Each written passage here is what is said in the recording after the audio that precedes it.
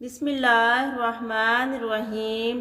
شروع اللہ کے نام سے جو بڑا مہربان نہایت رحم کرنے والا ہے۔ السلام علیکم ناظرین، پلیز میرے اس چینل کو لازمی سبسکرائب کریں۔ چھت والا پنکھا۔ تکیے کے پرانے غلاف کو پنکھے کے پروں پر لپیٹ کر آہستہ آہستہ رفتار سے چلا دیں۔ اس سے پنکھے پر پڑی ساری گرد صاف ہو جائے گی۔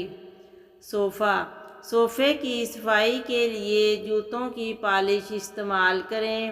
صوفے پر اسی رنگ کی پالش لگا کر اچھے سے رگڑائی کریں۔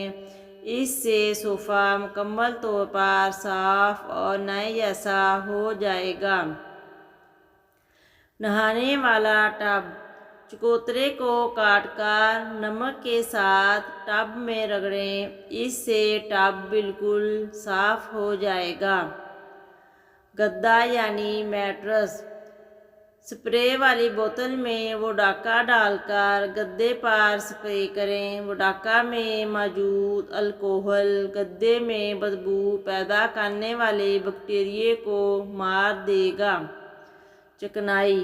کپڑوں پر چکنائی لگنے کی صورت میں پریشان ہونے کی ضرورت نہیں۔ چکنائی والی جگہ پر تھوڑی دیر کے لیے چاک رکھ کر اٹھا لیں، اس کے بعد صاف پانی سے دھو لیں، داغ بالکل غائب ہو جائیں گے۔ اوون کی صفائی کے لیے اس پر آدھا کپ ایلومینیم چھڑک دیں اور ساری رات کے لیے چھوڑ دیں، صبح صاف پانی سے دھو لیں۔ گرینڈر کی صفائی کے لیے گرینڈر میں 1 چمچ میٹھا سوڈا ڈال کر چلائیں، اس کے بعد صاف سادہ پانی سے دھو لیں۔